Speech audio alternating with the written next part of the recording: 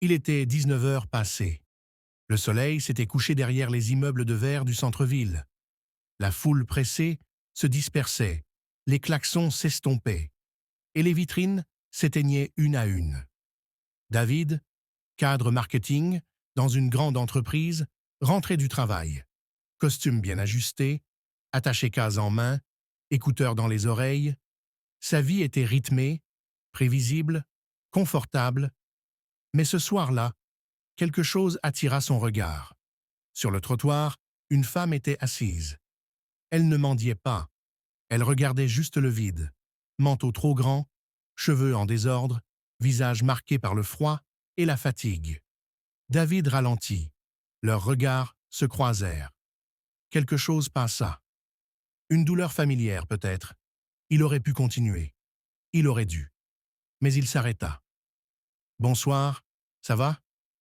demanda-t-il doucement. La femme le fixa, méfiante. « Tu veux quoi? Une photo?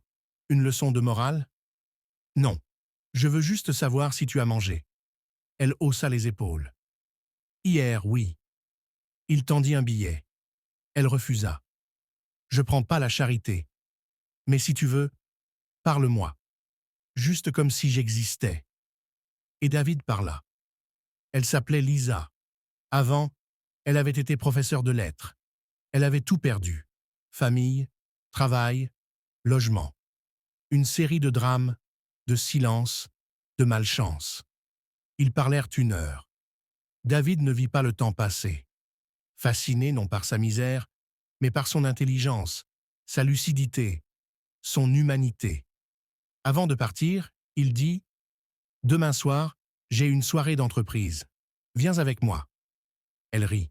« Tu veux faire de moi ton projet social ?»« Non, juste mon invité. » Elle accepta. À une condition, pas de pitié. Ce soir-là, David lui offrit un dîner chaud, un hôtel modeste, une robe, un rendez-vous chez le coiffeur. Lisa, lentement, retrouva des traits oubliés, une silhouette, une posture, une lumière. Le lendemain, elle sortit de l'hôtel transformée, élégante, sobre, un regard encore un peu fuyant, mais fièrement debout. Ils arrivèrent à la soirée. Salle luxueuse, col serré, rire calibré. Lisa entra, silencieuse. Et pourtant, elle attira les regards. David la présenta comme une invitée spéciale. Elle parla. Naturellement. Littérature, politique, société. Son esprit brillait. Puis un homme la vit. Le PDG, il se figea. C'était William Thompson, le PDG de David. Un homme respecté, discret. Il la regardait comme s'il voyait un fantôme. « Elisabeth ?» Lisa se retourna, trembla. « William ?» Silence. Lisa. De son vrai nom, Elizabeth Thompson. Portée disparue depuis 5 ans. Épouse du PDG, une dépression, un effondrement, une fuite, un effacement total. Et maintenant, elle était là. Les jours suivants furent flous. Lisa retrouva ses repères. William, bouleversé, ne posa aucune question brutale. Il la laissa parler, pleurer, se reconstruire. David resta en retrait, témoin silencieux de retrouvailles inespérées. Mais Lisa n'en resta pas là. « Tu m'as tendu la main. Maintenant, c'est à mon tour. » Quelques mois plus tard, David, Lisa et William créèrent Renaissance, une organisation pour aider les invisibles, sans-abri, exclus, oubliés. Un lieu d'accueil, de formation, de soutien, pas de pitié, de la dignité, des opportunités. David quitta son poste. Il mit son talent marketing au service du projet.